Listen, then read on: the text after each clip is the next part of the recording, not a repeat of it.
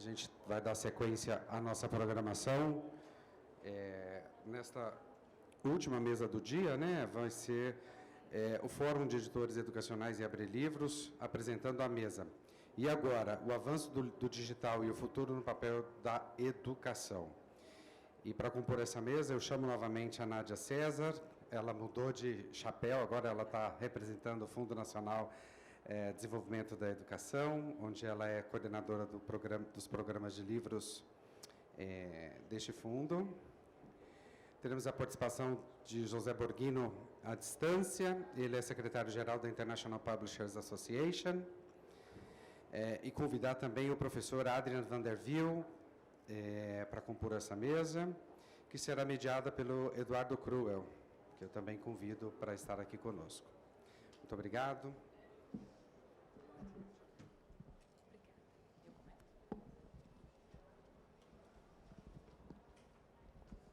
Obrigado, Léo. Olá, boa tarde, bem-vindas, bem-vindos ao nosso painel. E agora, o avanço da digitalização e o futuro do papel na educação, organizado pela Associação Brasileira de Editores Educacionais, a Abrem Livros, e o Fórum Latino-Americano de Editores Educacionais. Gostaria de iniciar agradecendo ao SNEL, né, na pessoa de seu presidente, o Dante, e de sua diretora executiva, a Liz, e agradecer aos organizadores do Summit, em especial as queridíssimas Marta e Fernanda, por todas as trocas e a organização do nosso encontro, né, por ceder esse espaço para discutir um tema tão importante e que, né, teve vários spoilers ao longo do dia, né, ficamos aqui com o último painel, mas não parou de ser, o assunto não saiu da mesa. No final de julho, né, fomos surpreendidos no Brasil com a decisão do Estado de São Paulo de abandonar o uso de livros impressos nas escolas e fazer uma migração exclusiva para soluções digitais. Ainda que tenha sido forçado a rever sua decisão, o simples fato, né, do que aconteceu já levanta uma série de reflexões necessárias, tanto para quem elabora os conteúdos, soluções educacionais de forma profissional, quanto para os formuladores de políticas públicas voltadas para a educação. E é justamente esse o objetivo do painel, contribuir para essa discussão, né, por meio de pesquisas, de estudos de casos internacionais, e da perspectiva de para onde está caminhando o nosso programa do livro, sobretudo o PNLD, a gente entender os potenciais e limites do uso de tecnologias digitais na educação e qual o papel do livro impresso nesse processo. Seria o livro impresso uma tecnologia obsoleta ou ela ainda tem um espaço reservado? Então, gostaria de agradecer a todos os nossos convidados pelo seu tempo de participarem. O professor Adrian, que veio da Holanda nos prestigiar, né, e contribuir aqui com sua vasta experiência. E gostaria de começar passando a palavra para o José Borghino, secretário-geral da International Publishers Association, que nos fala diretamente de Genebra, né? Infelizmente não pôde estar aqui presencialmente com a gente, mas vai contribuir com a sua perspectiva internacional.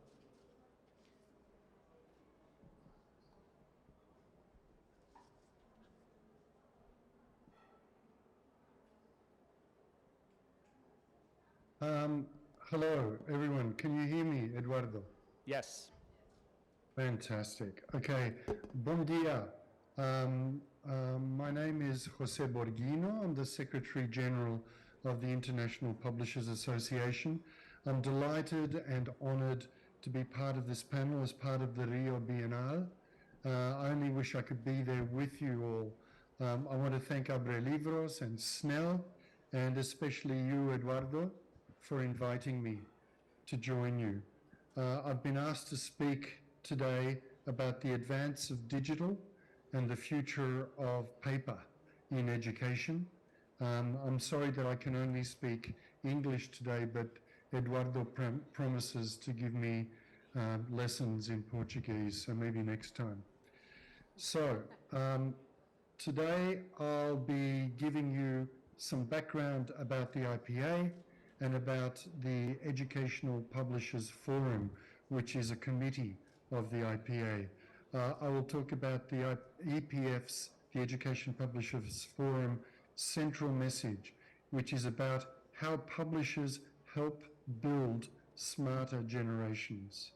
I will then speak about the international context for our discussion on print and digital, looking at different research and the experience of educational publishers around the world. I will then talk about the IPA's position before looking at some of the considerations governments might have when evaluating digital education, and then finally I'll wrap up with some brief conclusions. So the International Publishers Association is the world's largest federation of national, regional and specialist book publishers associations. Established in 1896, we currently have 92 members from 76 countries, including SNEL and CBL in Brazil. Our members themselves represent thousands of individual publishers who in turn supply and service almost 6 billion consumers around the world. Our mission is to promote copyright and the freedom to publish globally so that everybody has the opportunity to create and enjoy content. As part of that mission, we also look at issues like literacy, diversity, sustainability, and education. The Education Publishers Forum, the EPF, was founded in 2009. It's a unique body that brings together professional, educational K-12 publishers from around the world. The purpose of the forum is to share experience about the evolution of learning resources, especially the application of technology and its impact on classroom pedagogy. The forum tracks developments in both educational publishing and digital learning, and it has established links with international agencies, including the European Commission, OECD, UNESCO, WIPO, and the World Bank. We have 3 to 4 meetings a year and an open meeting every year in Frankfurt. This year on Friday, the 20th of October, with the theme of sustainability. Come and join us. We have another branch in Latin America, which is chaired by Eduardo Cruel. And last year, we set up an ASEAN Plus EPF, covering the ASEAN countries as well as New Zealand and Australia. And we're now in the process of developing an African EPF. Education helps all students to reach their potential, gain the skills needed to face challenges, and think critically as productive members of society. As educational publishers, our mission is to provide the learning resources that teachers need to best implement curricula in ways that will lead to better learning outcomes. We believe in 3 core principles to achieve this goal. 1, choice. Teachers and schools should be empowered to choose from a range of products, formats, and resources, and to select the best learning resources according to the needs of their classrooms in whatever format they believe best suits them. We believe in open markets where publishers can compete to deliver innovative, reliable, high quality, and culturally diverse content. 2, local solutions. Every student has their own way of learning, and every teacher has their own way of teaching. We support teachers in implementing local curricula because students learn better if their resources consist of local content written by local authors and produced by local publishers. 3, collaboration. To educate successfully, curricula provided by governments is developed into teaching and learning solutions by publishers working with researchers, teachers, and authors. These are then implemented by teachers in the classroom. Collaboration between government, teachers, and publishers is vital in enabling education to be more effective. We pick up where policymakers leave off. IPA has been monitoring this evolution from paper to digital for some time now, so I can share some context. First up, the IPA report, Paper and Digital, Current Research into the Effectiveness of Learning Materials. This was published in 2020 as part of a series, The State of Publishing Reports. It gathered together 10 studies, some specifically written for the report, and I'm delighted that we have Adrian van der Wiel on the panel with us today as he co-authored 3 of these reports. The studies looked at different aspects of digital and print for learning and reading. Some findings included the following. 1, long informational texts or more complex texts are better understood when reading from paper than on a screen. This means that we should carefully consider the kind of knowledge that teachers are trying to transmit and use the right medium accordingly. 2, the introduction of digital learning tools into educational settings requires a lot more research and evaluation, including an understanding that new technologies don't always bring progress. 3, digital books, when designed well, can add value to children's reading, but for this to happen, it requires close collaboration between publishers, teachers, and educational professionals, librarians, and literacy experts, rather than being driven by a polarizing rubric such as print versus digital. 4, picture book apps present children with new digital storytelling experiences. They can also make reading more tempting for children who do not participate in other reading activities and language learning. And finally, 5, book reading needs to be part of children's reading acquisition alongside their learning how to navigate digital devices. The report also included the Stavanger Declaration.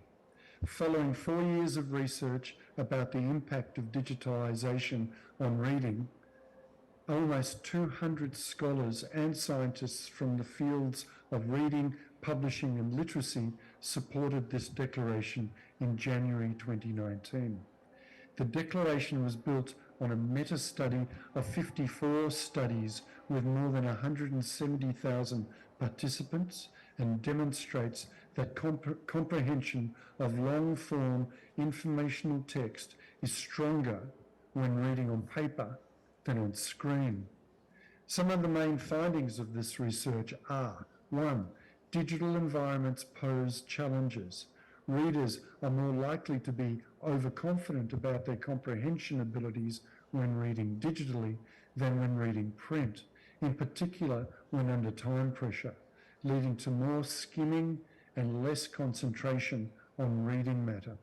And 2, contrary to expectations about the behaviour of digital natives, such comprehension effects compared to paper have increased rather than decreased over time, regardless of age group and of prior experience with digital environments. And I want to talk about the Swedish experience.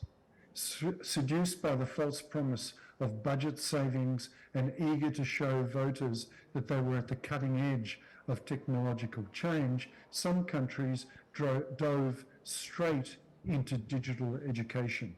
One primary example was Sweden, which has been shifting to digital since 2013. However, the new government there has made big changes in educational policy this year, slowing down the use of digital resources and reinvesting in physical resources like textbooks. I'll probably come back to this later. UNESCO has recently published a report in July 2023. In this report, UNESCO published, which was called Technology in Education, a Tool on Whose Terms, from that body, UNESCO, that has given us a muddled and regrettable recommendation on open educational resources, this new report is stunning in its open-eyed assessment of how technology should be used in education. It asks, can technology solve the most important challenges in education, and shows that the question is wrong-headed at best.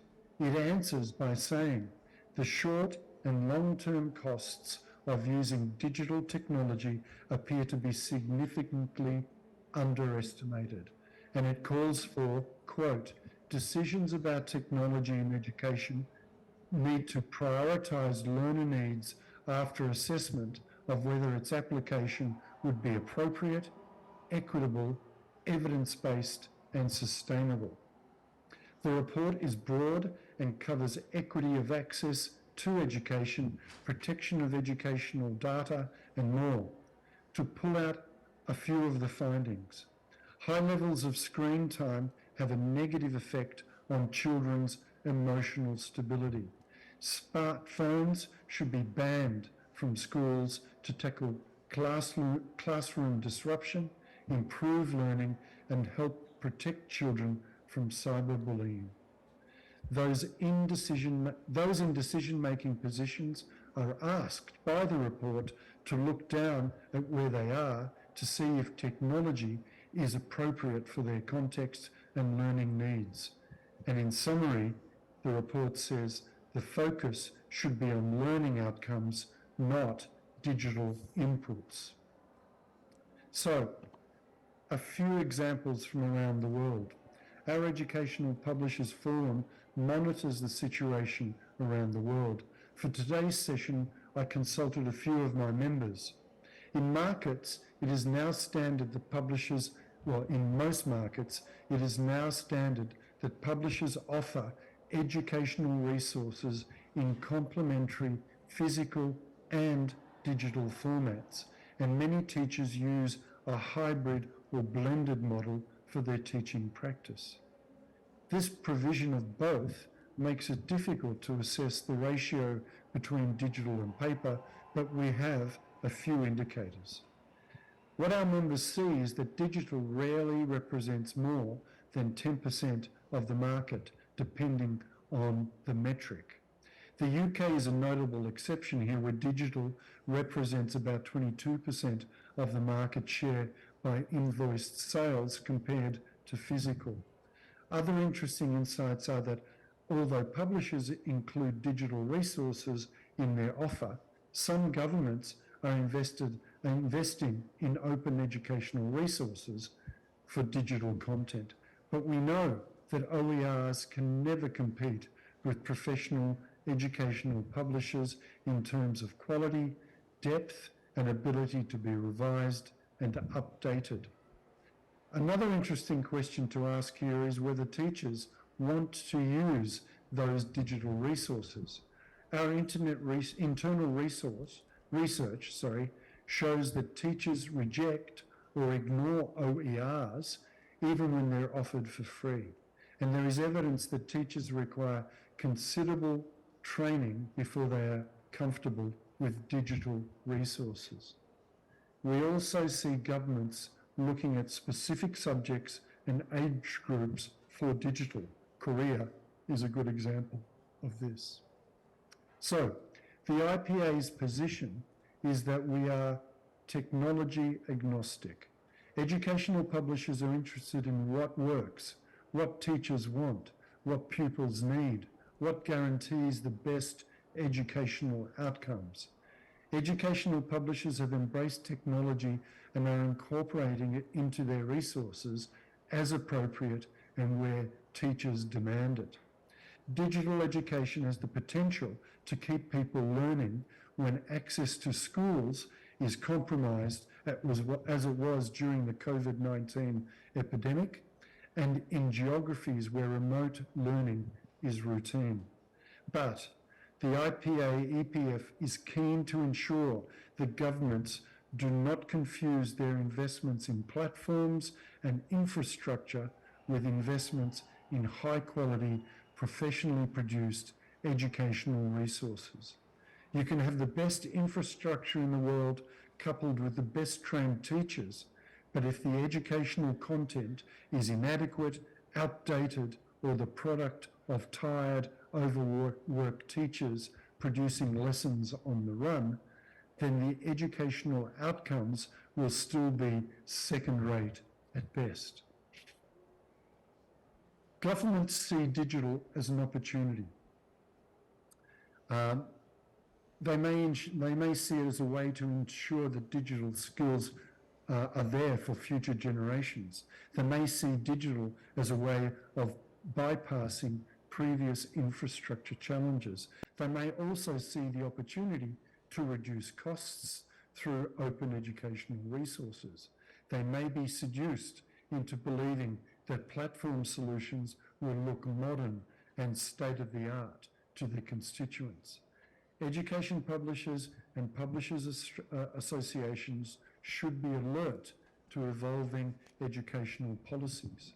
As the UNESCO report shows, not all digital education policies will focus on learners' interests, and we should be quick to call this out. We should not allow political considerations to override our professional insights, knowledge, and judgment. So, to come to a few conclusions, let me wrap up. The research suggests that there is no one-size-fits-all solution. The local context is very important. Some places are more receptive to a digital approach, and some learners actually prefer paper formats. Therefore, we are not talking about paper versus digital, but paper and digital. Collaboration remains essential, working with teachers and governments to make sure curricula can be implemented within as wide a range of classrooms as possible with the best possible range of resources, both paper and digital. And despite broad availability of digital educational resources, adoption remains low. So governments mustn't jump to go all digital because of a misguided and untenable political or ideological agenda. Infrastructure and content are two separate budget lines. Local solutions work best. Every country has its own specific needs, and local educational publishers will be best placed to satisfy those needs. If you want strong local educational publishers who can produce high-quality content, then you need a strong legal framework to support them, a framework that respects copyright and is serious about enforcing it by prosecuting pirates. Exceptions and limitations to copyright law must be balanced and allow publishers to invest in high-quality content with a high hope of recouping that investment. An example of what not to do is Canada, where the local educational publishing sector has all but disappeared following a disastrous change to copyright law in 2012 to include an exception for education. The government in Canada is still trying to extricate itself from that misguided mistake 11 years afterwards. Finally, let's not confuse high-quality educational resources with open educational resources or OERs. OERs can be useful additions for teachers in the classroom, but they cannot replace professionally researched, developed, and produced resources that evolve with teachers and students, are developed for the local market, and are regularly revised, updated, and improved. Thank you very much. I look forward to the discussion and any questions you may have. Thank you. Obrigado, José. Gostaria de mencionar o relatório que o José apresentou, mencionou, né, que a IPA publicou em 2020, foi traduzido para o português esse ano pela Abrem Livros, está disponível, acho que talvez todos já tenham recebido, mas caso contrário, tem ali na mesa, na entrada da sala, podem pegar, fica à vontade. E já passo a palavra para o autor, inclusive, de 3 artigos aqui, o professor Adrian van der Velde, da Universidade de Leiden, na Holanda.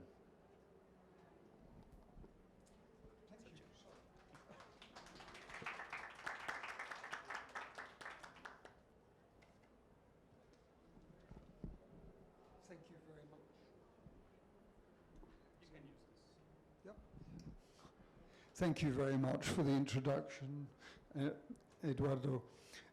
And thank you very much to Snell and to the Brazilian Editores Educacionais, something, yeah? I'm sorry for my poor Portuguese, but for inviting me here. It's a fantastic privilege to be able to speak to you. Jose, thank you very much for your contribution, which actually echoes much of what I have to say. I have to say, though, that I have become, since what I wrote for the IPA and what I published in First Monday, I've become a little more critical of the digital solutions than we were back then. A little bit more research, and I'll be mentioning 1 or 2 of these things.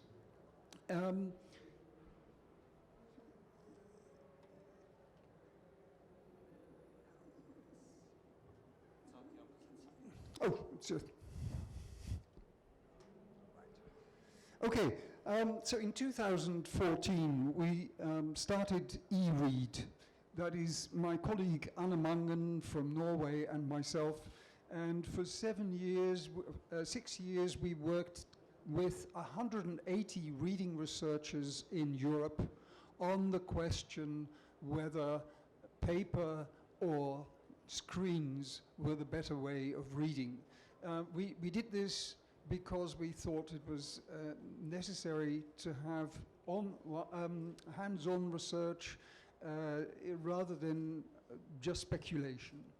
So the empirical research that was carried out by these 180 people in those 5 or 6 years and corroborated by a number of literature studies and meta-analyses shows unambiguously that for reading comprehension, screens are really not as good as paper.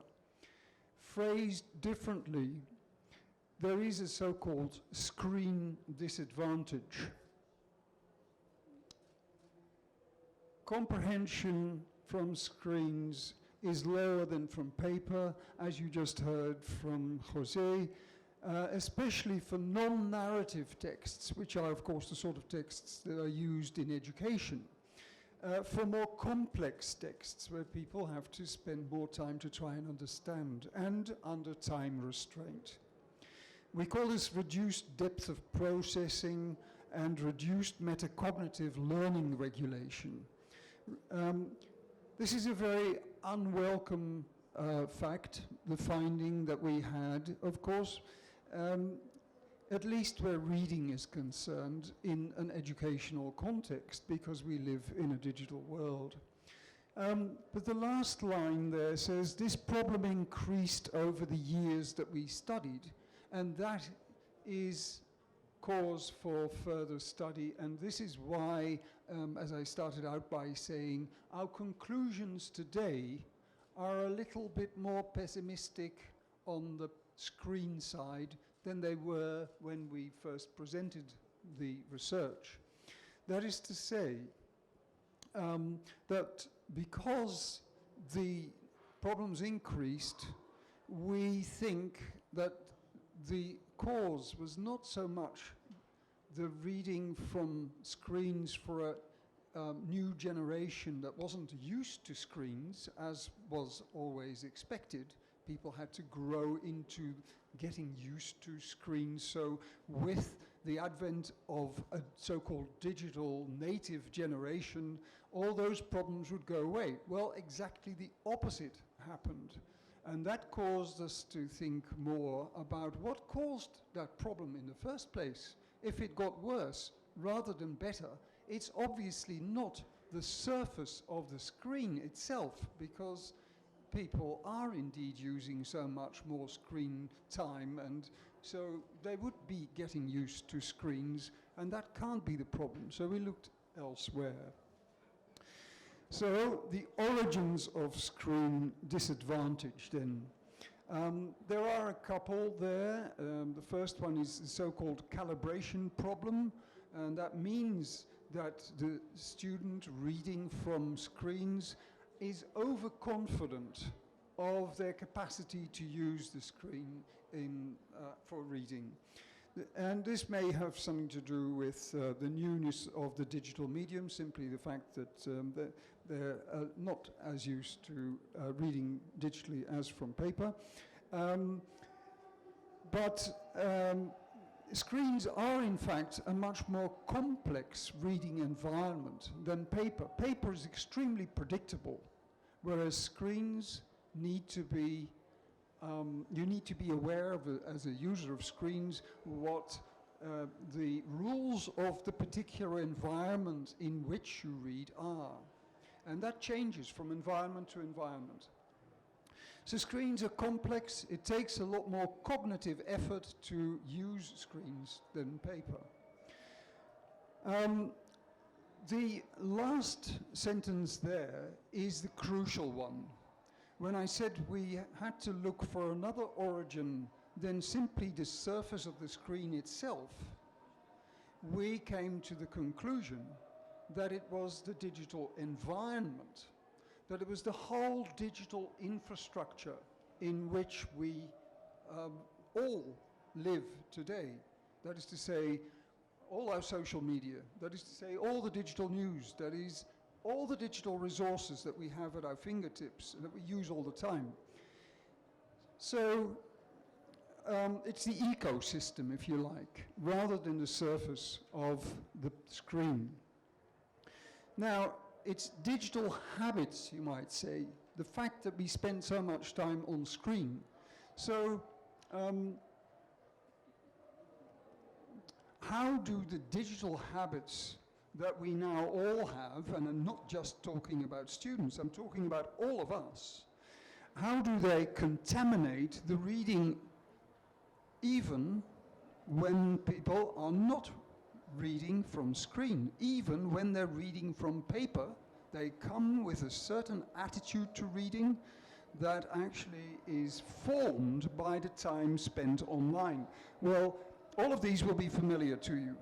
Nothing here, I think, will come as a surprise, but it's all these factors that together cause what I call the phenomenon of texts on screens not taken as seriously as the same text taken from paper.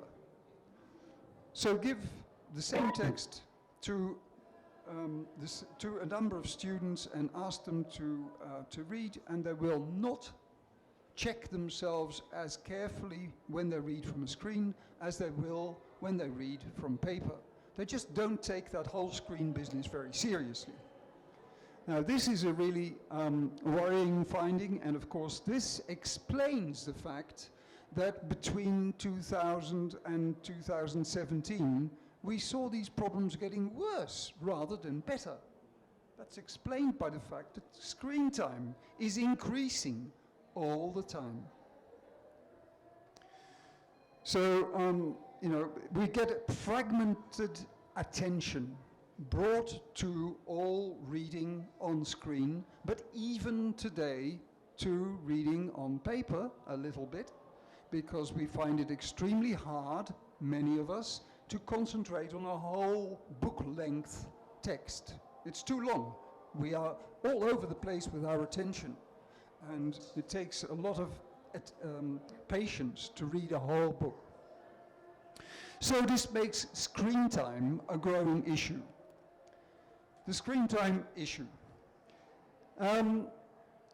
First of all, the fact that screen time is increasing reinforces e-reading habits in line with the growing screen disadvantage that we saw earlier, so that we will not get used to screens in the way that we all expected would happen.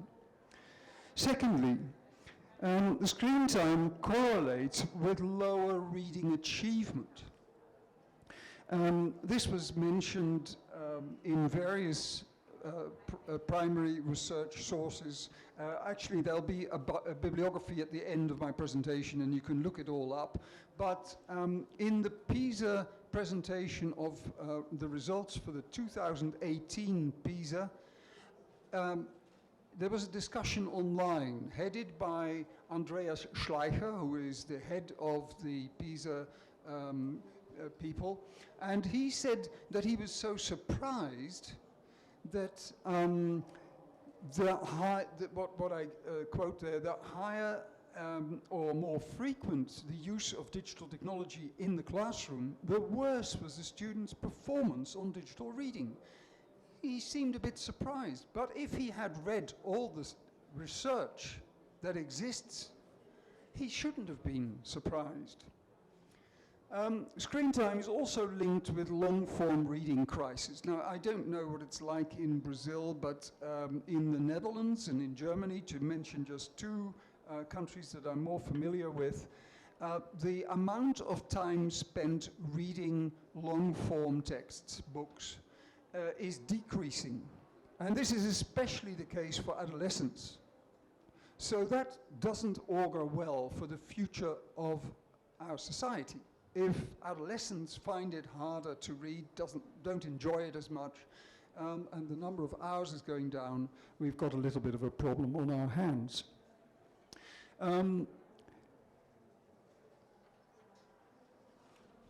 There are a few additional screen time issues, and the first two there are outside of my ken, but I'm just giving them there because there is a lot of research done on this. Lower physical health and lower psychological well-being are both connected to spending more time on screen. The third one is the interesting one, I think, and that's the one that should really give us pause when we introduce digital education environments in school. The fact that the screen time effect reinforces the so-called secondary digital divide. The primary digital divide we all know as an access divide. So it used to be thought that lower socioeconomic levels would have the problem of not being able to use screens as much as the higher socioeconomic levels, so that they might not have tablets, they might not have mobile phones, they might not have laptops. Now, that access problem is largely no longer true. We can see that everyone has a mobile phone, totally regardless of their socioeconomic level. What we have seen instead is that it is now becoming a problem, the screen time problem, that therefore it's the higher socioeconomic people who get the advantage of not necessarily spending as much time on screens. There are figures that I could quote you on the fact that screen time is more limited in the higher socioeconomic ranges than in the lower socioeconomic ranges. The lower the socioeconomic range, the more screen time. It's quite simple. This happened already with television. When television was first introduced, it was the lower socioeconomic levels that first thought, finally, I don't have to read newspapers, I can just watch the news. I don't have to read books, I can just watch films. This is exactly what's happening now with screens, especially mobile phones. And so that should give us pause, as I said. Okay, so there's the growing move to ban mobile phones from schools that Jose already mentioned is also, of course, in the UNESCO report, and we need to become aware also that a lot of the drive towards digital environments comes from a mistaken idea that making something digital makes that thing easier. As if education becomes easier by using screens, which is definitely a false idea. So echoing UNESCO, sorry, I'm going the wrong direction. Additional screen time. This was already mentioned now by Jose, so I'll skip that one. And then we have the Norwegian government, who have just decided that they will go back on their earlier decision to digitize and think again whether they should and under what conditions. So there's a whole new so-called screen use committee that was installed a few months ago, which is, of course, not as drastic as the Swedish government, already mentioned by Jose. This is the Swedish education minister, and this is a quote from her retraction of the original digital policy in education. I think it speaks for itself. So clearly, there is a growing awareness that great care must be taken with digitization decisions in education. Now, this is not meant to be all anti-digital, and in that sense I totally agree with Jose. We need to be open-minded about digital and paper. We live in a digital society. We can't pretend we don't. So we can't simply return to paper and pretend that we have no screens. Of course we have screens and we must use them. So what we need to do really is to do exactly as Jose also said. We need to look at the content and aims rather than at the means that we use for education. So I would like to end on this more positive note. The real question is not, are screens or paper better for reading, better for education? But the question is really, how can we best improve children's literacy? Because that is the vital thing that we all strive for, of course. Now, to answer that question, a number of the same people who were active in e-read in the period 2014-2019 have put their hands together and written another publication. It's a white paper that was published last year, and it's got a focus on the aims of literacy. So why do we actually want people to be able to read so well? It's the aim of what we call higher level reading, a type of reading that enables people to think better. And that, I think, is what literacy should aspire to. Not just being able to decode text, but to be able to think. We've made a shorter 2-page version of this, and it's called the Ljubljana Reading Manifesto, Why Book Reading Matters. And it's going to be published this year officially, just prior to this year's Frankfurt Book Fair. It's going to be published first in the Frankfurter Allgemeine Zeitung, but there will be about 6, 7, 8 sessions in the book fair this year where it will be discussed. It's supported by the IPA, thanks Jose, by the Deutsche Akademie für Dichtung und Sprache, by the Federation of European Publishers, by PEN International, and by IFLA, the International Federation of Library Associations. And the signatories call for acknowledging the permanent significance of higher level reading in a digital era. This is a sort of the shortest digest of the 1.5-page manifesto, and deep long-form reading is likely to remain one of the main paths that enables building cognitive capacities, new knowledge and vocabulary, and achieving such important cultural values as critical thinking, empathy, and perspective taking. Now, this is, to me, the essence of why we all have to be literate and why we all have to teach literacy in schools. It's the future of education, it's the future of the children in education, it's the future of our society, it's the future of democracy. And of course, perhaps last of all, it's also the future of the publishing industry, but that's maybe incidental. So I promised you a long list of sources, and oops, there they are. So if you're interested in any of this, I'm sure that you can get a copy of the presentation, but you can also buttonhole me and ask. So, thank you very much for listening.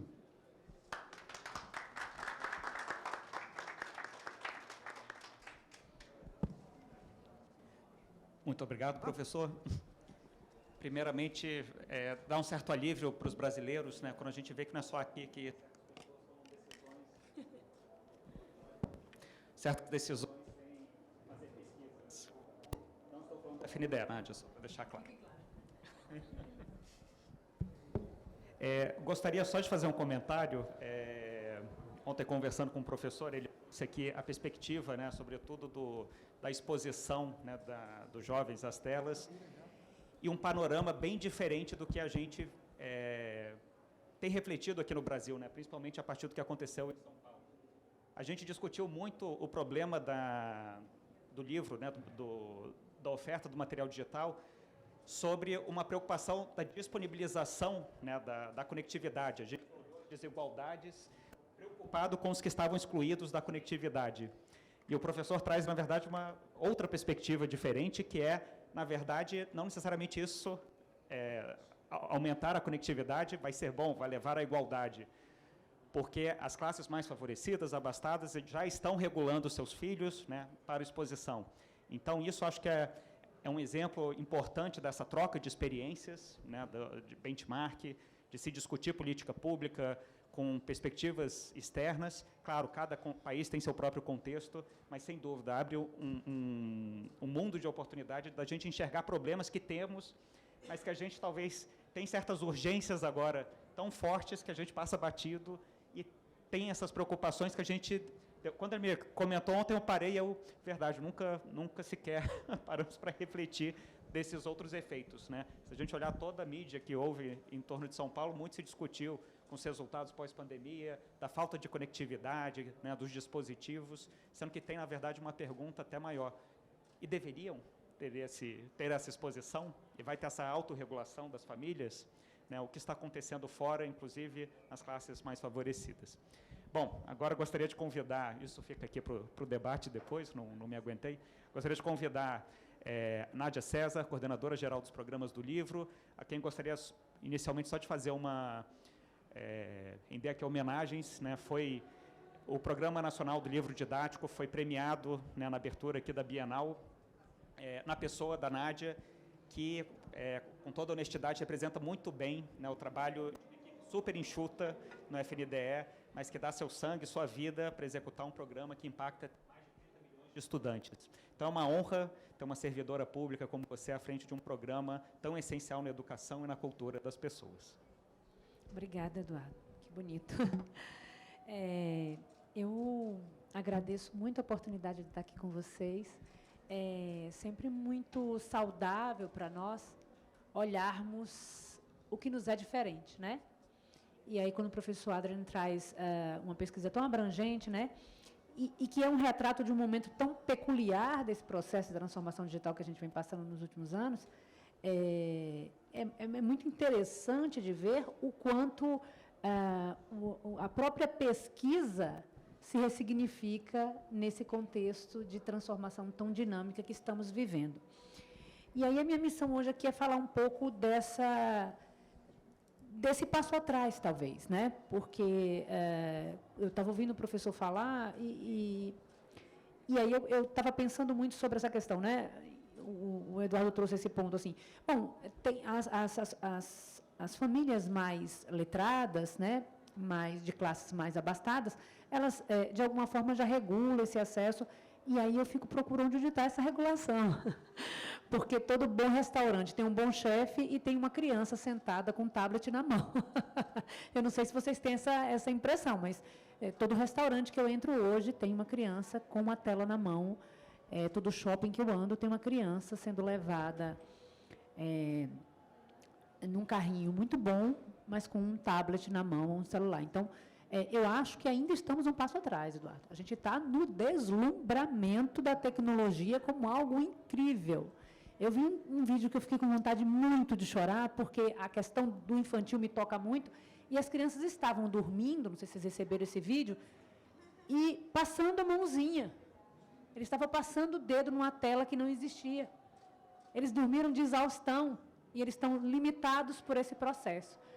Isso somos nós que estamos fazendo com essas crianças. Somos todos nós, com esse deslumbramento tecnológico, que estamos acreditando que é maravilhoso demais, uma criança que nasce com a tela na mão, né? E aí, eu faço essa analogia de tecnologia. Primeiro, olhar para a tecnologia. E aí, meu papel aqui é olhar a tecnologia na educação, né? O meu olhar é a educação. Primeiro, o que é tecnologia educacional? Eu acho que é o primeiro estranhamento que eu tenho quando se fala de inovação e tecnologia e educação. Espera, tecnologia está permeada em toda a sociedade. E aí a gente faz um paralelo com a linguagem. A linguagem não é assim? Ela permeia todos os espaços sociais. Mas a linguagem, na educação, ela tem um papel, uma missão e uma pegada específica para a educação, né? Ela é ferramenta educacional ali dentro da escola. A tecnologia também, ela permeia toda a sociedade, mas dentro da escola ela tem que ser uma ferramenta de aprimoramento do processo de aprendizagem, né? Esse é o primeiro ponto, e parece óbvio, mas quando a gente tem contato com o mundo tecnológico, e as ofertas todas que nos vêm, eu acho que vocês podem imaginar o quanto de ofertas me chegam diariamente, não a mim, Nadja, mas ao próprio Estado brasileiro, né, enquanto fomentador de conteúdos, em muitos casos, muitíssimos casos, o que aparece ali é um recurso tecnológico minimamente embasado em alguns aspectos pedagógicos para parecer pedagógico. E é assustador isso, porque isso não é uma ferramenta pedagógica, é uma ferramenta tecnológica bonitinha, engraçadinha, mas que não tem efetividade real e nem evidência de que tem essa efetividade na educação. Então, como é que a gente olha com responsabilidade e sem deslumbramento para isso, né? Esse é o ponto. E aí eu me lembro que, numa dessas bienais, eu gosto muito de filosofia, e tinha um livro de filosofia para criança, e era o Sócrates, eu levei para o meu filho, e era o Sócrates se encontrando com os meninos do tempo de hoje, né? E aí essas crianças encontravam com ele porque tinham que fazer um trabalho sobre filosofia e tal, e aí Sócrates bate um papo com esses meninos, e aí leva eles para Atenas e diz como era que ele dava uma aula ali pelas ruas de Atenas. E eu fiquei muito impressionada com o livro e muito maravilhada, porque os meninos andando ali nas ruínas de Atenas e ele explicando como é que se dava. E aí eu estava estudando sobre tecnologia educacional, e aí o pesquisador falava isso assim, o que Sócrates tinha de tecnológico no sentido de aparatos externos, no sentido de recursos que a humanidade pode usar como ferramenta de transformação, né? O que Sócrates tinha para além de uma vivência, de uma experiência, de uma visão de mundo peculiar e rica, né? Ele tinha muito pouco, e por isso ele se dava ao luxo de sair caminhando. Hoje, aí a gente foi tendo lousas, giz, né, e outros recursos, até que hoje a gente tem aí possibilidades múltiplas. Mas todos nós aqui acho que preferiríamos um Sócrates, né, uma aula com Sócrates, né? Então, a pergunta é, que oportunidades pedagógicas essa tecnologia digital, porque tecnologias temos muito, a tecnologia digital pode trazer, né? Para ser esse facilitador do processo de aprendizagem, né? E aí, talvez o ponto principal seja, como é que esse conjunto de produtos midiáticos, né, que usa alguma tecnologia digital, pode ser utilizada efetivamente. Como é que a gente faz, né? Porque aqui eu estou com quem produz conteúdo pedagógico, né? E no Brasil, eu entendo que somos referências nisso. fazemos bem um livro didático, né? E hoje ele é uma ferramenta essencial dentro da sala de aula. O livro didático no Brasil eu enxergo como uma metodologia de ensino. O professor pega aquele material e ele é capaz de trabalhar o ano inteiro só com aquele material e ele consegue sair do outro lado de forma muito proveitosa. Óbvio que a gente, enquanto professor, enriquece esse material, traz nossa visão de mundo, traz outros elementos, mas se não for possível, aquele material se basta. E isso é muito rico. E, no final das contas, no mundo em que a gente está vivendo, o processo que a gente está precisando é dessa curadoria de conteúdos. Conteúdo tem muito, né? A gente tem milhões de vídeos, de aulas, de videotutoriais, de animações e podcasts sobre qualquer tema possível, em qualquer língua. Mas o que o professor precisa em sala de aula é de recurso que o ajude a fazer uma transformação de conhecimento para aqueles meninos e meninas de forma significativa, né? Eu falo demais, por isso que eu ponho aqui um caminho para evitar ultrapassar os 20 minutos. E aí a pergunta que eu faço para vocês é como é que nós juntos conseguimos alcançar a produção dessa oferta, né? Desses conteúdos e desses recursos, né? E aí eu acho, sim, que a resposta talvez passe pela transformação do modelo de produção. E dói, né? Quem é autor sabe que isso dói e quem é editor também. Porque não foi fácil chegarmos no nível de qualidade que temos hoje e no modelo produtivo que temos hoje. E ele precisa necessariamente passar por um processo de revisão envolvendo outros atores, inclusive, que não são da educação. Aí que entra esse pessoal da tecnologia, que não conhece o universo da educação, mas que conhece muito de tecnologia e pode ser essa fonte de novas possibilidades, né? E aí está talvez esse grande desafio de como é que a gente faz esses dois universos conversarem. Entendendo, eu acho que a premissa é o processo de construção de conteúdos e de educação e de desenvolvimento pedagógico, ele é muito complexo. A tecnologia vem como um dos elementos que pode contribuir, mas a gente não pode esquecer, né, que esse fazer pedagógico, que essa construção de conteúdos, ela envolve uma série de especialidades e experiências que não estão postas no mundo tecnológico e que precisam ser aproveitadas nesse novo modelo. Tem que ser a base desse novo modelo, né? E aí a tecnologia vem, né? Eu faço uma comparação com um carro, né? Um carro elétrico. Ok, o carro elétrico maravilhoso. Mas eu não posso considerar que o carro elétrico, eu vou ouvir apenas o cara que é especializado em armazenamento de energia, né? Eu preciso entender que eu estou fazendo um carro. Ainda que eu precise desse engenheiro que entende pra caramba de fonte de energia, eu preciso também, principalmente, dos profissionais que entendem de como se faz um carro. Então, talvez o caminho seja esse. E aí, no PNLD, olhando para o PNLD, a gente tem uma caminhada aí a partir do PNLD 2023, que a gente lançou em 2021, né, Ângela? Essa tentativa de construir um livro didático digital, né? Porque a gente já tinha vídeos, a gente já tinha podcast, a gente já tinha outras coisas ali envolvidas no PNLD e o consumo do professor é mínimo, porque isso ele já tem acesso, né? Em 1 milhão de fontes. Solto, ele já tem acesso. Então, a gente entendeu que talvez um livro digital, né, dentro de um produto único, com uma proposta única, isso fosse fluir de forma muito mais produtiva. E aí, sempre falo isso, né? A gente veio na ilusão de que o mercado estava pronto, porque a gente via os colégios particulares todos fazendo tantas propagandas dos seus materiais, e o meu filho estudava em e aí ele veio com um tablet para casa. Eu falei, não, está todo mundo pronto para esse, né, para esse livro digital. E aí, quando a gente foi perceber, a gente tinha ali um analógico digitalizado, embarcado em plataformas de tela, e chamavam isso de transformação digital. E aí a gente entendeu que tinha um desafio gigantesco, as editoras se colocaram muito honestamente de que não era possível fazer naquele edital um processo de construção de um livro digital, tal qual se pensava e tal qual é o livro digital, né? Que o máximo que a gente poderia conseguir é trazer o analógico, replicá-lo no universo digital e seguir em frente com um chinelinho da humildade, que eu digo, né? E assim fizemos. O que a gente teve no 23 foi um PDF, né? No 24, então, a gente conseguiu caminhar para termos um HTML já acessível, e isso é muito, muito, muito bom. O desafio do material didático, primeiro, fazê-lo de forma integrada e compacta, que o professor receba esse pacote como uma metodologia mesmo, ainda que ele deixe algumas coisas que ele não se interessa, que ele acha que não se enquadra naquela situação específica, mas ele dispõe de um aparato de conteúdos já avaliados, já produzidos, já pensados a partir daquelas habilidades, daquelas competências. E aí, para além disso, que esse livro seja acessível, né? E foi outra ilusão da nossa parte, não foi pensar, não, acessibilidade vai ser fácil, né? Tem regramentos internacionais para isso. A gente já faz braille tão bem, né? Vamos dar conta, né? A gente já transcreve, né, Roberto? Vai dar certo.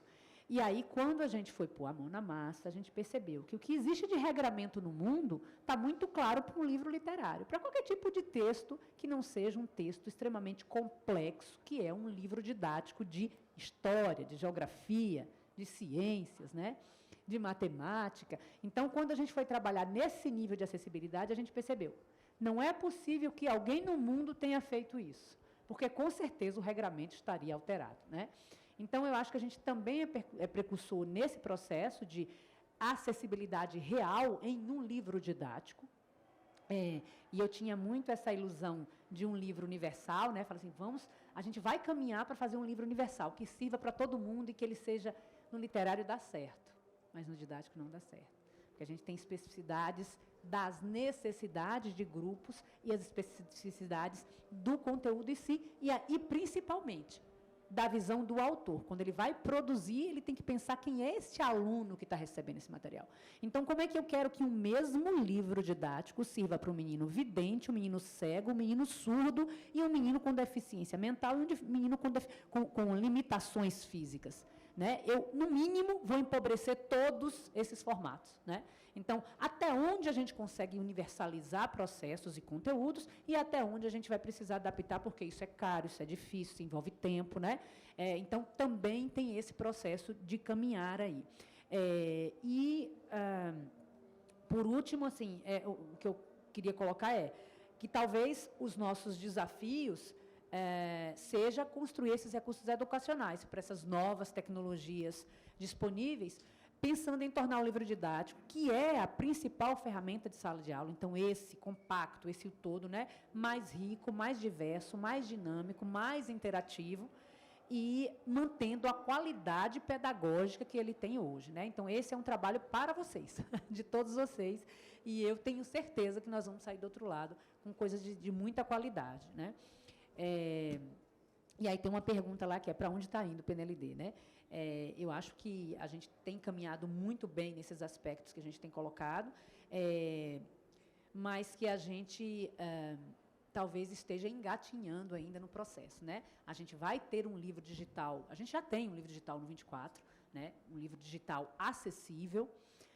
Então, transformá-lo em digital foi um processo difícil, com fontes outras, para além daquilo que o PDF oferecia. Transformá-lo em acessível foi outro desafio, mas eu sempre brinco que a gente vai, né, ter que escrever isso, registrar esse processo que estamos vivendo, porque a gente precisa contar para os nossos netos, né, isso tudo que a gente passou, né?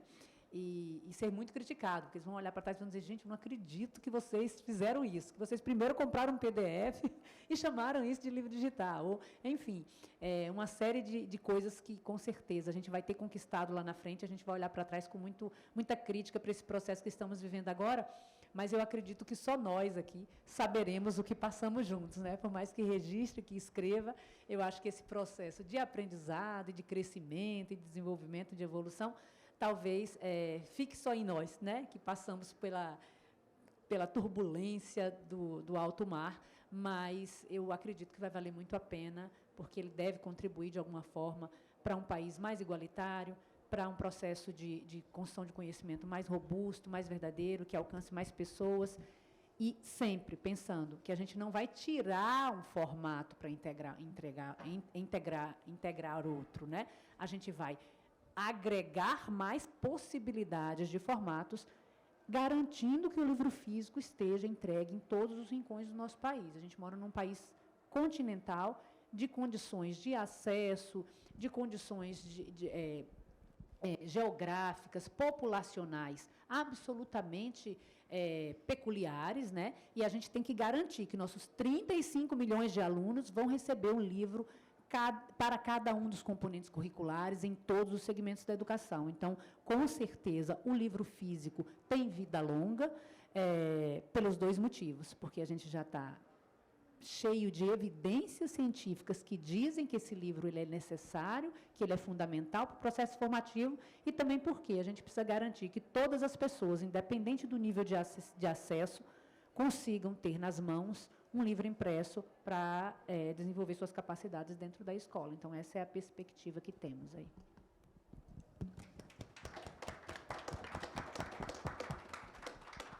Obrigado, Nádia. Vou pedir para o José, se estiver nos ouvindo, só dar um sinal de vida para que a gente possa endereçar perguntas a ele também. Está, tá bom.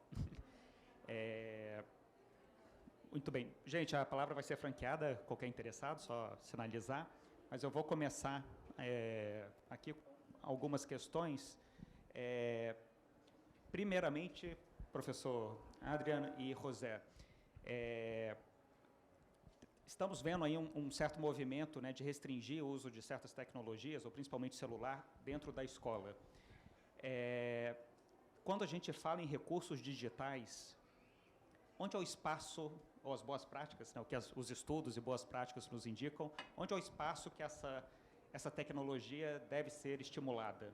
Né? Em casa, na escola, em momentos específicos na escola, o que temos de evidência, né, em relação a esse espaço? Pergunto isso porque aqui no Brasil todos têm acompanhado, né, temos feito muitos investimentos em nível federal, estadual, municipal, em termos de conectividade das escolas. Mas estamos mirando o lugar certo para início de conversa? É lá que a gente tem que garantir essa conectividade? Lá, será que estamos abrindo mão da pessoa mais importante no processo educacional, que é um professor? Então, pergunto, né, pela experiência internacional, estudos, se há alguma indicação, né, de onde é o melhor, como deve ser trabalhada a tecnologia e qual o espaço mais apropriado para tal.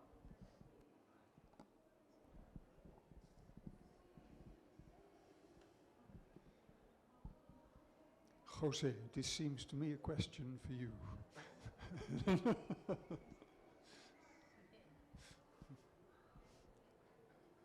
Sorry, I couldn't really get all of that question. It was breaking up very badly. The general response that the IPA and our members have to questions of who should be controlling. Jose, sorry, the question was, what's the better place that we introduce the digital technology, if it's properly in schools or in the houses? Where's the proper the place? Okay. Look, digital technologies will infiltrate every space that we inhabit. I think trying to regulate this new technology by banning it is probably not going to work. I think we need to find ways of regulating it. I agree that in some situations digital technologies are not the best way of tackling the situation. However, what I was going to say was that the best way to deal with education, I think, is to trust publishers. Publishers are the professionals that know about the research, that know about how to translate a curriculum into formats and into resources that teachers can use. And they're always asking teachers for their opinion. Many of the authors of educational books are teachers or ex-teachers themselves. So they know what works in a particular classroom, and they know at what stage a country or a city or a particular level of education is at, and they're very skillful and very clever at finding ways of as I said, translating a curriculum into something that's useful in a classroom. And the reason for that is very simple. If they're not clever enough, they will go out of business. Okay? So there's this virtuous cycle of editorial improvement that publishers are involved with. And ultimately, they will make the investments that teachers need to satisfy their students. And I think if we trust publishers much more and bring them in to the discussion around paper or digital, paper and digital, I think in the end, we'll get much better results. And that's what we're after. I agree totally with Adrian.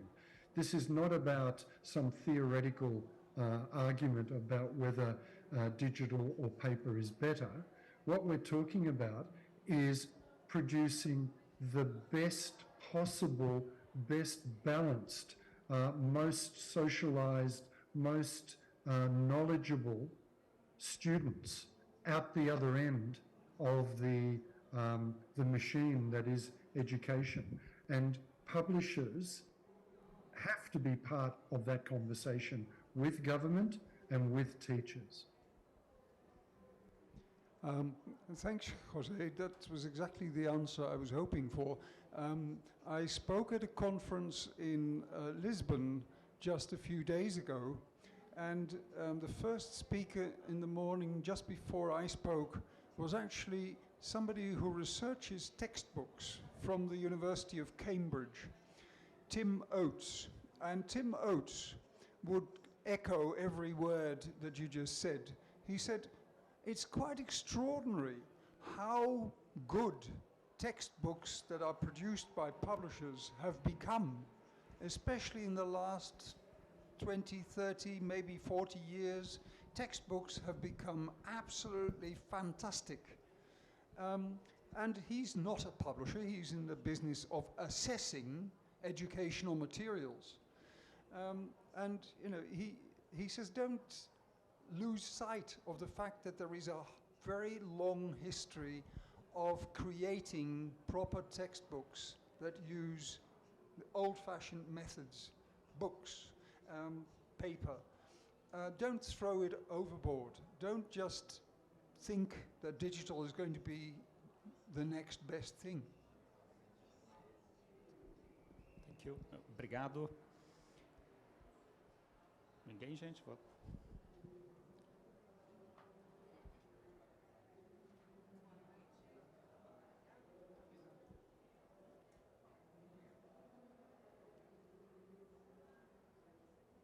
Boa noite, meu nome é Larissa, eu sou editora e designer e queria só trazer algumas reflexões que eu acho que podem contribuir. Uma delas é que a gente fala muito da Revolução de Gutenberg, né, quando a imprensa foi inventada, mas houve uma revolução anterior, que foi quando o gesto da leitura mudou. E quando ele mudou? Quando houve o advento do Codex, que é o livro de papel que a gente conhece hoje, é o nosso primo mais próximo, né? Antes a leitura era oral e era um rolo de papiro, então o gesto da leitura era uma pessoa em pé e ela tinha que segurar com as duas mãos o rolo de papiro para fazer uma leitura que era em voz alta. Quando o Codex surgiu, com o advento do Codex, a leitura passou a ser silenciosa, isso foi uma grande revolução.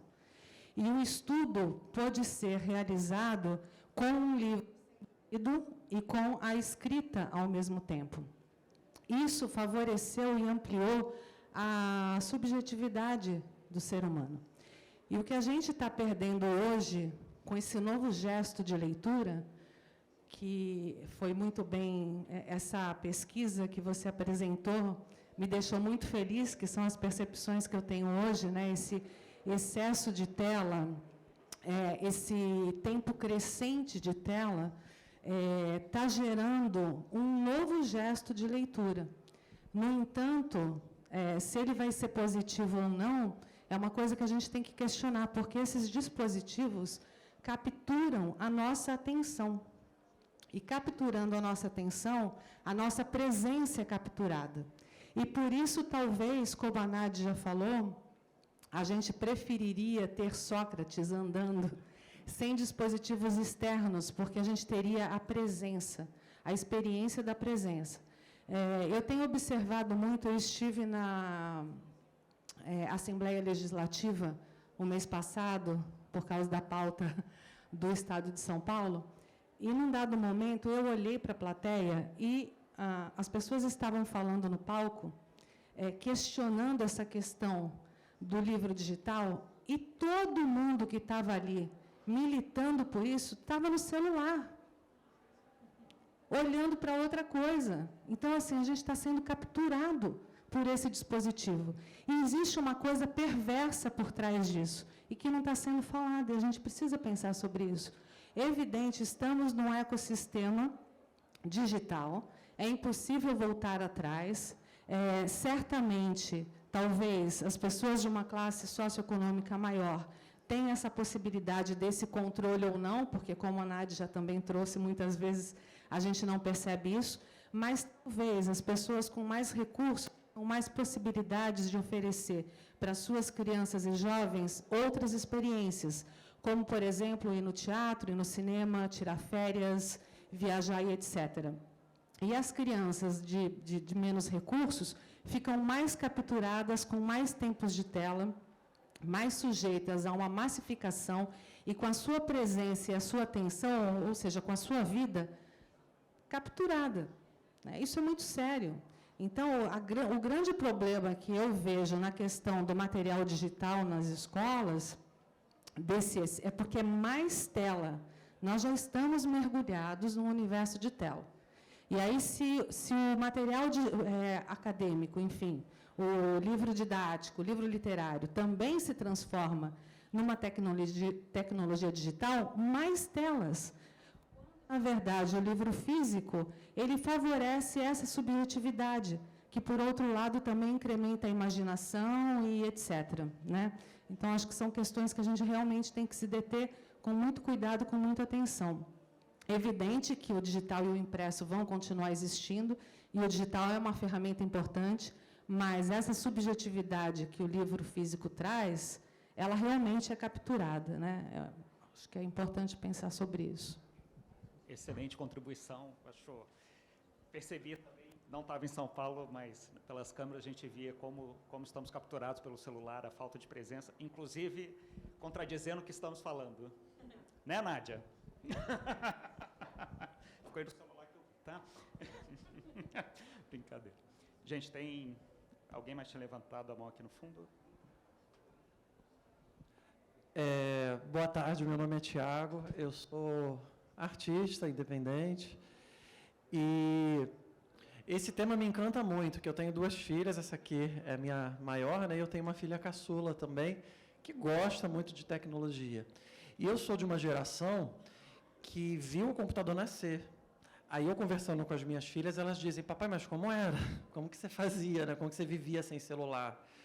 E realmente, hoje a gente tem GPS, tem muitas facilidades, eu consigo vender através da internet, trabalhar através da internet, é incrível. E tem também esse lado perverso, que é ruim. E a minha questão eu estive recentemente numa feira de tecnologia e havia um entusiasta ali da realidade aumentada. E ele disse o seguinte, que... Não sei se eu estou falando bobagem, mas é o que eu entendi. Que, da mesma maneira que eu vi o computador, o celular nascer, nós vamos ver a realidade aumentada. Que esses óculos que a gente vê, que são grandões, é como se fossem aqueles celulares tijolão de antigamente, que eles vão ficar pequenos e vão ser os novos celulares. Que as pessoas vão estar de óculos e comprando, fazendo compras, imersos naquela realidade aumentada. E lá na feira, eu fiz compras, eu andei, eu passei, eu fui para outros lugares, foi muito legal. Mas me preocupa, assim, se o celular já captura a gente, imagina uma realidade aumentada. A minha pergunta é, será que a gente vai ter que fazer uma pesquisa já em breve, celular ou realidade aumentada, da mesma maneira que a gente tem livro de papel ou livro digital, e que ponto isso pode trazer para a educação também benefícios e malefícios? É isso. Posso iniciar eu vou aproveitar a sua pergunta e voltar para o professor Adrian. Sem dúvida, acho o relatório da Unesco que mencionamos, ele traz uma referência. As tecnologias digitais são tão rápidas que não dá nem para testar. Na hora que a gente começa a testar um efeito, no meio dela, se não me engano, tem uma referência, acho, de 36 meses ou algo perto disso, já é substituída por outra. Então, a gente não consegue nem saber onde estávamos, qual é o efeito daquilo, a gente já mudou de tecnologia. Então, é um desafio. Certamente, estamos sendo bombardeados, acho que não é nem a questão da realidade aumentada, é o metaverso, né, que é nos enfiar dentro do mundo virtual, dentro do celular, né, agora a gente não precisa nem segurar ele mais, vamos liberar as mãos e viver no mundo virtual. Mas vou pegar essa pergunta e pedir para o professor Adrian, porque existe uma questão que, em todo esse movimento, quando a gente discute o livro digital, porque o livro digital não é o texto, isso é o PDF que a Nadja refere. Eu pegar o texto, imprimir ou ler um PDF num tablet. É o que o digital nos propicia, que sejam vídeos, pode ser textos complementares, mais atualizados, mas a gente sabe que o que é sexy, que as pessoas sempre veem à cabeça, é a realidade aumentada, que você põe seu dispositivo e vai brotar alguma coisa. E o que está em xeque talvez seja a própria capacidade de leitura, né? A leitura profunda, sobretudo. Então, gostaria de pedir para o professor Adrian, que inclusive é o tema de um livro recém-publicado por ele, ainda em holandês, qual a importância da leitura e de se manter o hábito da leitura, estimular a leitura para o próprio desenvolvimento da sociedade moderna. Thanks, Eduardo, and thanks for the question. My answer to you is that nobody, of course, has a solution for this problem. It is indeed true, as Eduardo says, that these developments go so fast that it's hardly possible to do the sort of research that is conclusive enough and that reaches us in time to put a stop to certain developments. But I take heart from the fact that we are beginning to realize this as a society, that we're beginning to realize that these developments go so fast. And so in the Netherlands, in Europe, we've just introduced the Digital Services Act. It's the first act of its kind in the world that is trying to say, look, we're no longer following the dictates from the technological companies that try to make us into their faithful followers, not to say slaves. What we need to do is we need to build in certain safeguards. The same goes for ChatGPT and similar developments. We are now beginning to realize that this poses as much a threat as an opportunity to enhance the way we think, and so that we should perhaps be a little bit more careful than we have been in the past in allowing new technology to be disseminated. So the awareness is changing. In the last maybe 5 years, I've seen this change happening from people saying, well, obviously the world's going digital, so we're going to go ahead. Everything must be digital. To saying, well, perhaps digital isn't the same as progress. Some digital developments are progress, and other digital developments are perhaps unintended effects that we may not like. The book that Eduardo just referred to is a book that I just published with a colleague last year. And what we did in that book is almost the same as what José did at the beginning and what I tried to do also. Say we need to change our focus on the means and replace it by a focus on what we want to achieve. And what I think we need to achieve, first of all, is the realization what reading is really for. Why is it that it's so important? We all echo each other and say, well, obviously reading is important. I mean, people, if you can't read, how can you do anything useful in society? You can't live in society if you can't read. Yeah, but that's the easy answer.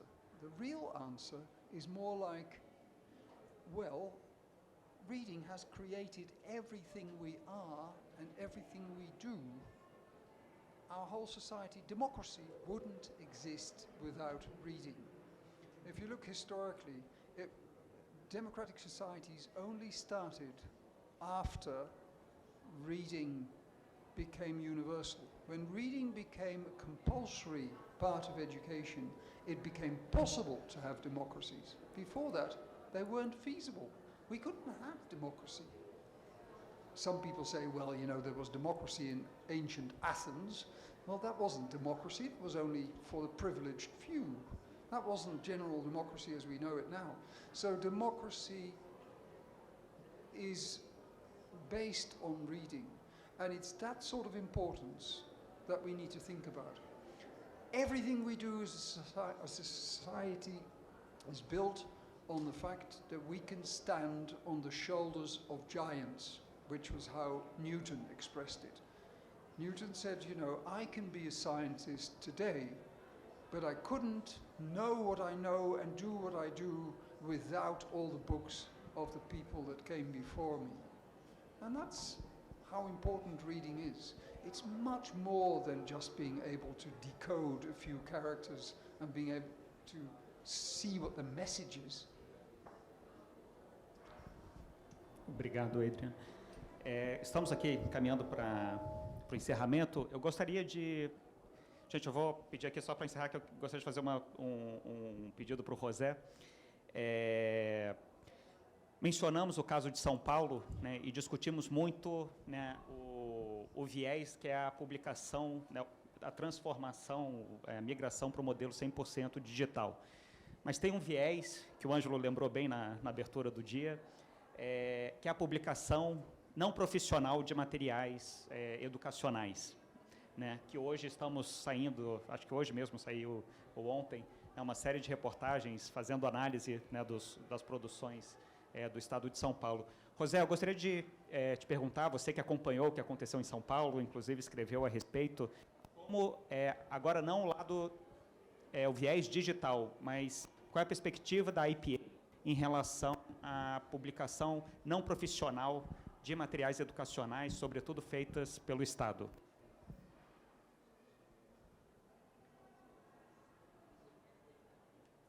Okay. Yeah, there are two aspects of this. I spoke about open education. Sorry, I've got to switch this thing off. I spoke about open educational resources, which is one answer to your question, and that's non-professional production of material in the classroom, usually by teachers who are overworked, who have to stand in front of a photocopier at 3 o'clock in the morning, and it's no good. It doesn't work. It has a limited lifespan. Let's leave it to the professionals. But I think what you're actually pointing to is the flip side of that, which is what's happening in places like Hungary, what's happening in places like Poland,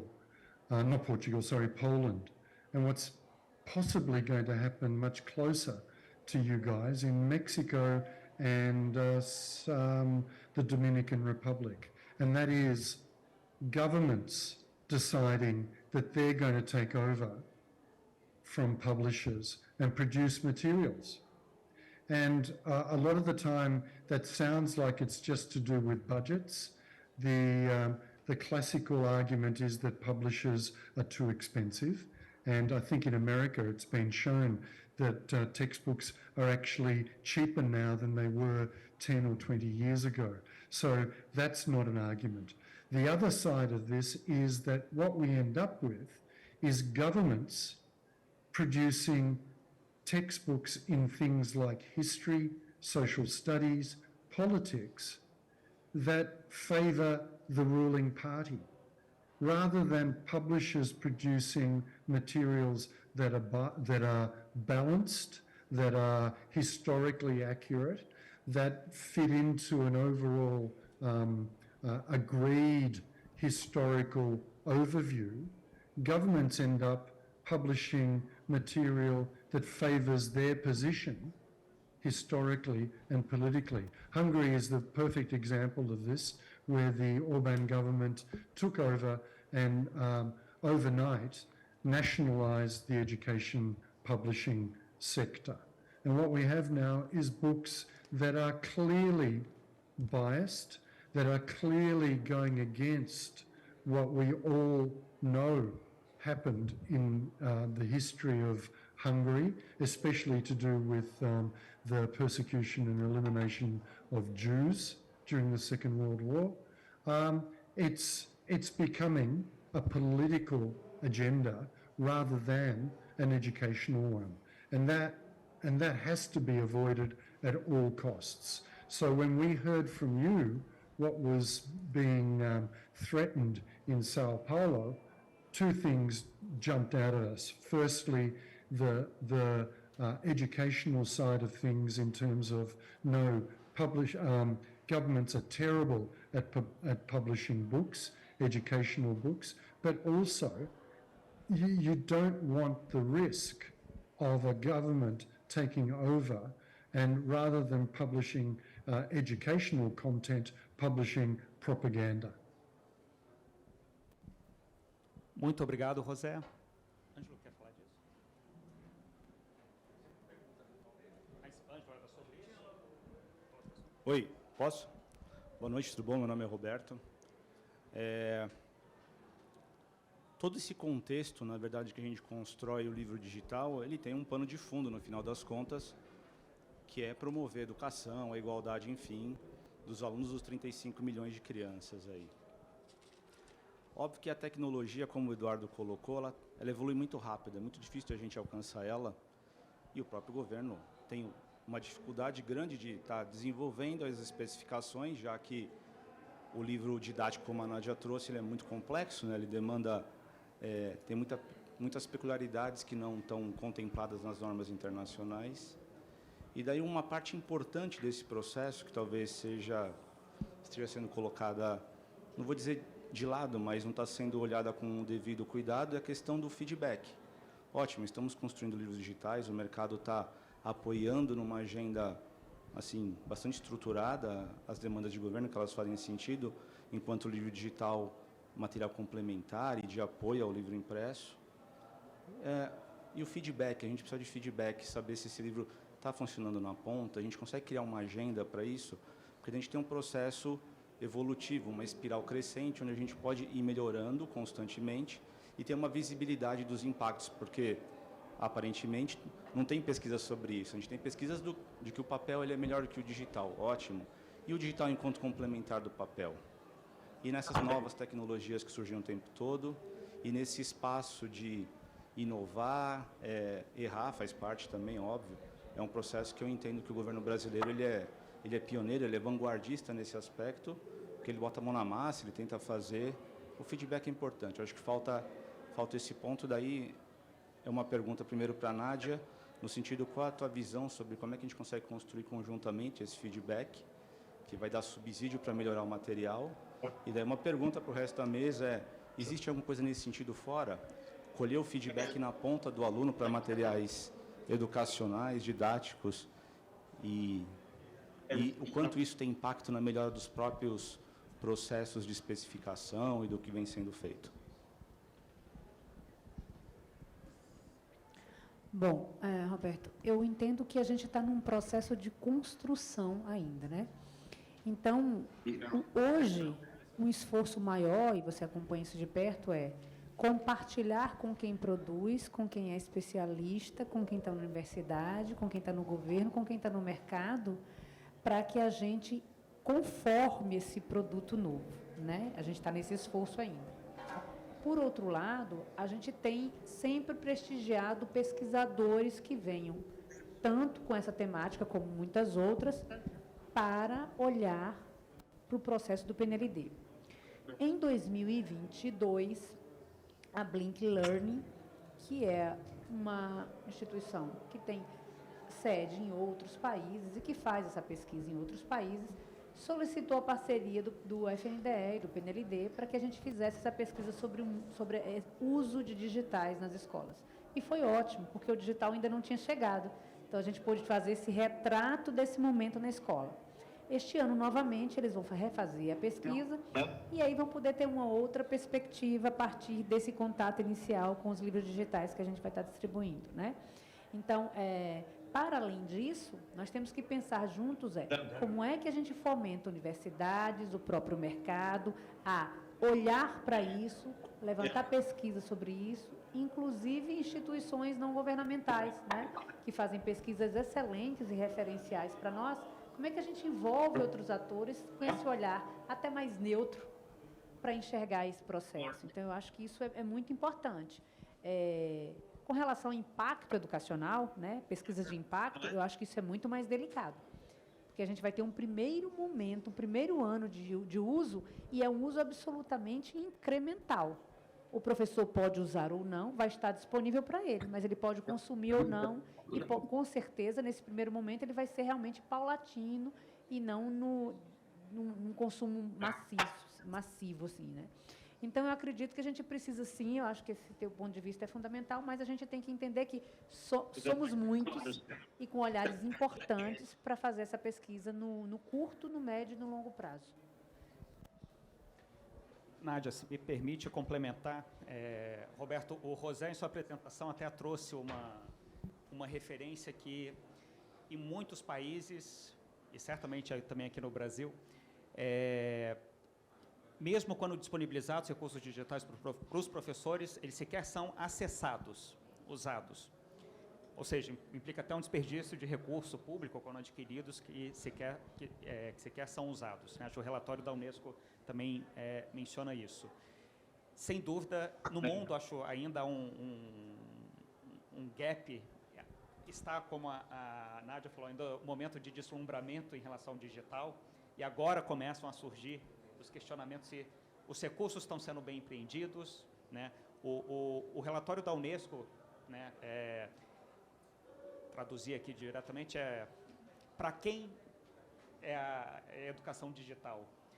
Justamente para não ser dos fornecedores de tecnologia, né? É um fim e não um meio. E é isso que está faltando muito nas discussões, infelizmente, que é esquecer a finalidade de um recurso pedagógico, que é o livro didático. Mas, quando você fez essa pergunta, Nadja, a gente está falando muito 2023, 2024, mas o PNLD já traz recursos digitais, salvo engano, desde 2015, para o professor. E duvido que algum editor aqui que tenha trabalhado com o PNLD, em algum momento não se debruçou e se perguntou para que raios estou fazendo isso, que nenhum professor vai usar isso. Isso é algo essencial, acho que a gente precisa discutir. Acho que quando o José traz, né, toda a expertise de um editor profissional, de uma editora, na produção de conteúdos, e o próprio princípio que a gente sustenta no Fórum de Editores Educacionais, que é a liberdade de escolha